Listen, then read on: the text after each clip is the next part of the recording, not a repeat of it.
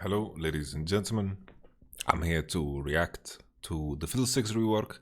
First, the video, this video. I haven't watched it. The gameplay, I saw a bit of it, so that we're going to talk about too. First and foremost, I want to tell a lot of people asking me about LEC, when it's going to come back, and honestly, right now we don't know. Don't know anything. It is suspended, and we just have to wait for more information.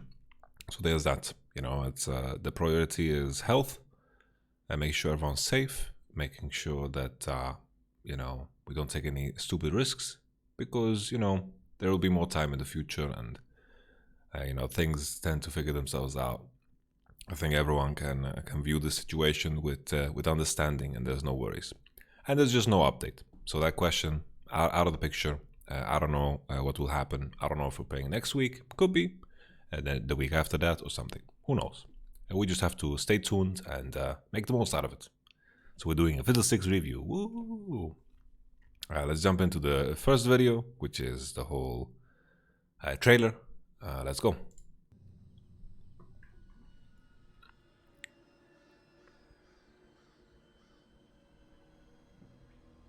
A full tankard in a warm tavern was the plan.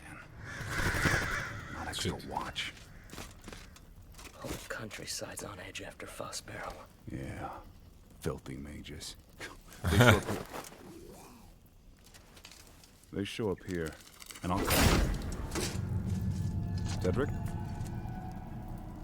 Hey, Tedrick! This don't feel like League of Legends at all, man. Wait, let me just center this window better.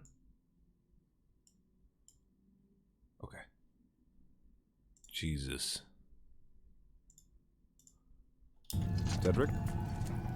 Tedrick, what kind of name is that? Tedrick! Tedrick.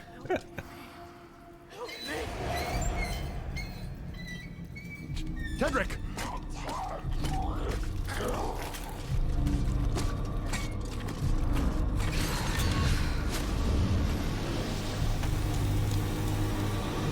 Help me!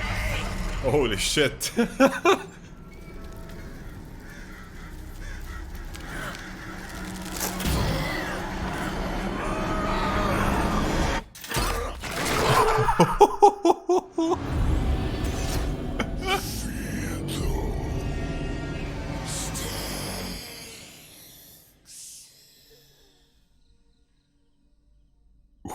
What?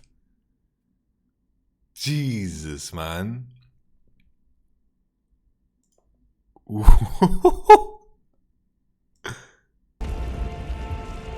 Oh shit, this is wrong. Help me!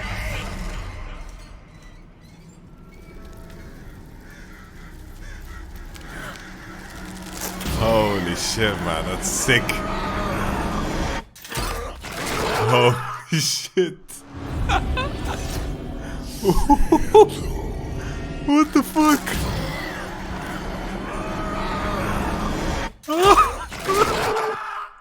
Holy shit. What the fuck, man? Jesus. That is crazy, man. Whew. That is wild, man. What game is this, man?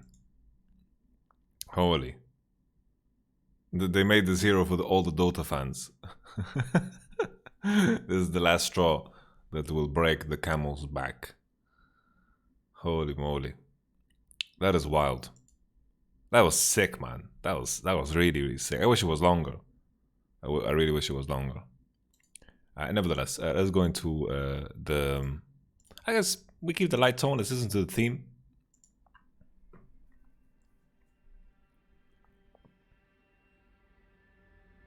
When feels like calm and wind stands still, run home, run home. Someone created Fiddlesticks or what? As the crows make night of the fading sun, hide now. Oh, that mouth, man, that tongue. Now. Ugh.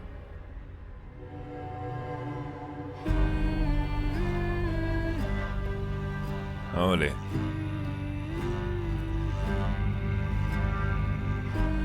This give me Witcher vibes. This definitely feels like The Witcher, man. But this is something The Witcher will kill. The cheeks do bow as if they weep. Stay down. It's a pike. Stay down. Though its light beckons forth, a melody calls out. Too late. Too late.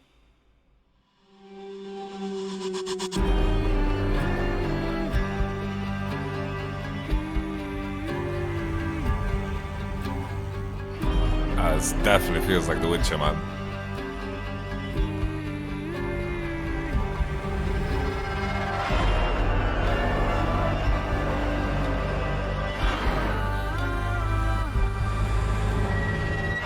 A surprise wacky fiddle bursting out of the cake. That's getting loud as hell, man.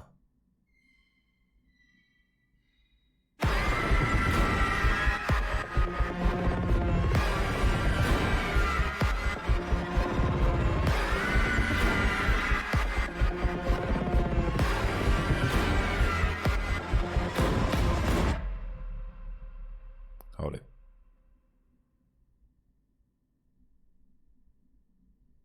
Okay.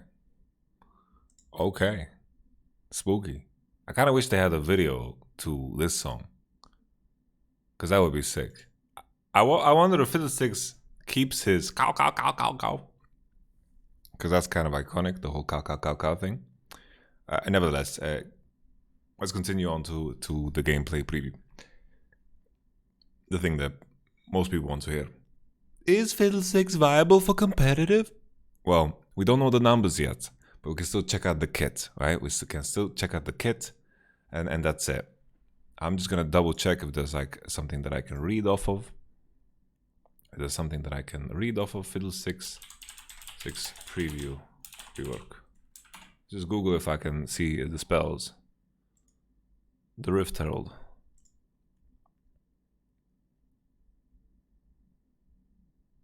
Okay. I'll put this on my other screen while we put this as a full screen. Okay. Oh, the champion looks spooky as hell with these robotic movements. Okay, so passive, a harmless scarecrow. Fiddlesticks trinket is replaced by scarecrow effigies that look exactly like Fiddlesticks. Effigies grant vision like regular wards. Enemy champions who approach an effigy activated, causing the effigy to fake a random action. Fake a random action.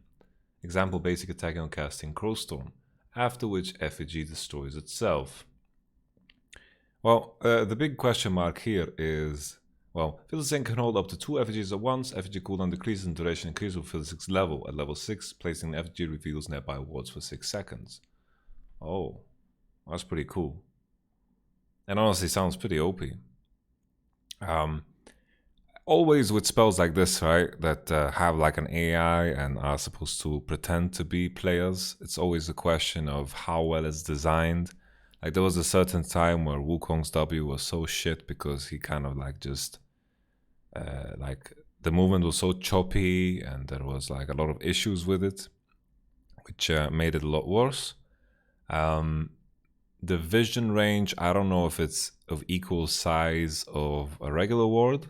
I can't really tell from the video here because that's another question mark. Another question is if, for example, let's say I'm Jarvan and I eat this outside of the range. Let's say I'm Ezreal, right? Let's say pick something better with higher range. Let's say I hit this. Does it disappear then? Because that's another question. I think usually with spells like this, if the AI is perfect, they tend to be a bit overpowered, I think.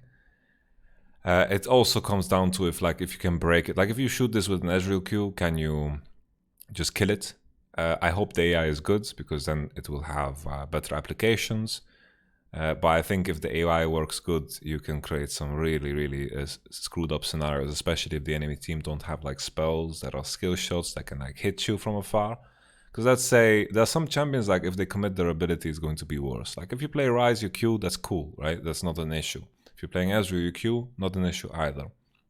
I guess it will count as a hit anyway. You'll proc mana flow band maybe, or something else, who knows.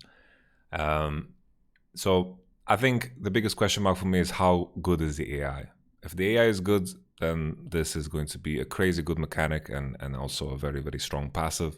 Another question is if Ingenious Hunter actually works with this, because Ingenious Hunter also works with the cooldown of your trinkets. So this could be super cool for that. We'll have to wait and see how the AI works. Because yeah, like, sure, he's trolling, right? But he like EQ'd in on a thing. But let's say even Javan, if he E's one or Q's one, that's already a big commitment. There's some champions that don't have the right spells to make a commitment, right? So I think naturally, Fiddlesticks is going to be very good against melee champions. Like right from the get-go, the way his passive works, good against melee champions is going to be tricky to deal with. Especially, you know, I think the consistency, like, for example, if you're passive, charged ult every time someone walked towards it, it would be crazy, right? So the question is also like how the patterns are working, like the patterns of it all, how does it work, you know? So I'm curious.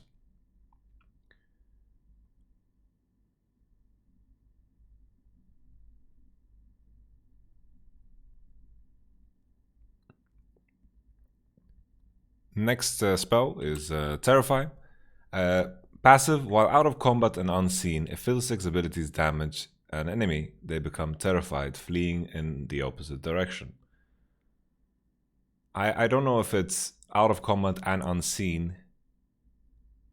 Like, does it work like Duskblade of Drektar? Like, do you have a timing window? How does it work to get this fear? I'm not certain. Like, can you fear someone with a basic attack? I'm not certain how it works. Active, terrify the target and damage them based on the current health. If this ability is cast on an enemy that was recently terrified, they take double damage instead of being terrified. So current health is always just fantastic on a champion that already naturally wanted to fear first. So that's super cool. In conjunction with the W and the R, which I think is going to stay relatively the same. Don't need to linger on this too hard. Fear as a mechanic is something that's very rare in League, and it's very powerful. This was a big reason why Fiddlesticks was played at all, right? Because it's how OP his Fear is. Bountiful Harvest. So, Fiddlesticks drains the souls of all nearby enemies, damaging them continuously over a few seconds and healing Fiddlesticks based on the damage dealt. The last tick damages and heals based on the target's missing health. So if I understand this correctly, the last tick of damage also deals damage based off of the missing health. Unless my grammar is wrong, because it says the last tick damages and heals based on the target's missing health. So unless my grammar is really bad and it's also only based off of, like, only the heal that is based off of the target's missing health, I'm not sure. Nevertheless, both ways make sense. These are the play patterns you always wanted to play by, so they're just cleaning up the play patterns for Fiddlesticks. The cool part of this is the fact that you, like, imagine lane Fiddlesticks, okay? Lane Fiddlesticks, you walk in, you drain the whole wave. Like, how crazy is that going to be? You drain the whole wave, you get full HP. Let's say you lane against something that doesn't have CC. Let's say you're playing Fiddlesticks against Katarina.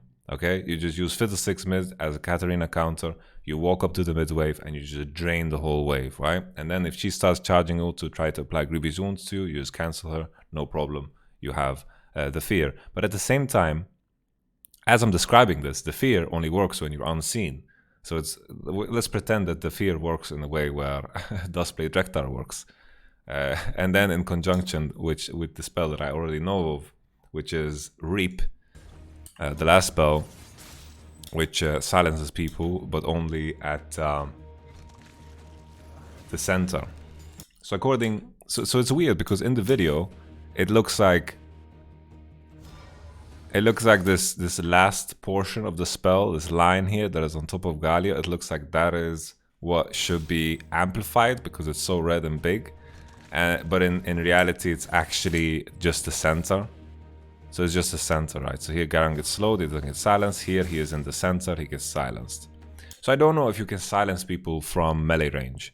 That's what's so confusing about me. If for this, I don't know if the damage, like, does the damage only happen where things are red? I imagine that's the case, right? Otherwise the indication would be just strange. So it means like if you're on top of Fiddlesticks, and then he can't really use E, and that also matters. That also matters.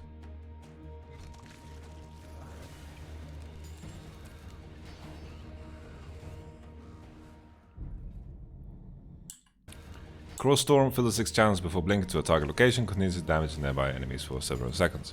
Okay, the usual stuff. The usual stuff. Okay, well, the key thing here is jungle, sure. I think the fact that you can drain all creeps means that you're going to be like unkillable in jungle, you're going to clear well, you're going to deal with the camps that were difficult to kill for Fiddlesticks in the past. Like you didn't really like killing raptors. Sure, you won't be able to do the shenanigans where you took Gromp and Blue at the same time too well because of the rework of E. You don't have the bounce and so forth. But it looks interesting. It looks interesting. The design is beautiful. Of course, the numbers will matter. We don't know what the numbers are. I think what I'm curious about the most is how the Q is going to work, because the cooldown is going to work in a way where you have to be unseen and out of combat. And I don't know how what the window will be in order for you to be like, for example, let's say you're bottom, you're in bottom side, you're in the bush, you fear, you go into the bush again, out of combat, you fear again. Like imagine the cooldown is absurd just because you have bush control. That can become very nasty very quick. Same thing with top. Maybe there are some options there. If you play against something without CC and you just drain the whole wave, that sounds ridiculous to me, the fact that you can drain the whole wave. Because its Fiddlesticks drains the souls of all nearby enemies, damaging them continuously over a few seconds and healing Fiddlesticks based on the damage dealt. Just imagine you're draining the whole wave. That's just crazy to me. But the numbers matter. The numbers matter, and always with new champions, they tend to be broken in the beginning, just to make sure that people play them a lot, and then they get nerfed to the ground and people figure them out. I think what we need to look out for is how the Q mechanic really works, how much healing W works on minions and like on minions, on smaller monsters. I imagine the W is going to have like a mechanic where it heals more on champions, heals more on large minions, large monsters, on epic monsters. That's usually the flavor text that we're going to see with a spell like W. Q, I imagine is going to be the same like Duskblade. It's going to have the same kind of window where you get to fear someone, and it means there's going to be room for counterplay, which is interesting. And then last, of course, the passive. The passive, if the AI is good, I can see a lot of OP applications for this. I think it's going to be tricky to play a lot of melee champions into something like Fiddlesticks because of how this passive works. You're not going to be able to proc it that easily, and you're going to be at risk as you walk forward. Garen is probably a good pick in the Fiddlesticks because you have the natural tenacity from W, so it's funny that they put them here. But all in all, I'm super excited for this. I think Fiddlesticks looks amazing, honestly. The kind of crab walk he does looks crazy cool. The UK skin looks kind of cool. Holy, the tongue is so fucked. It's so crazy, man. The tongue thing that he does.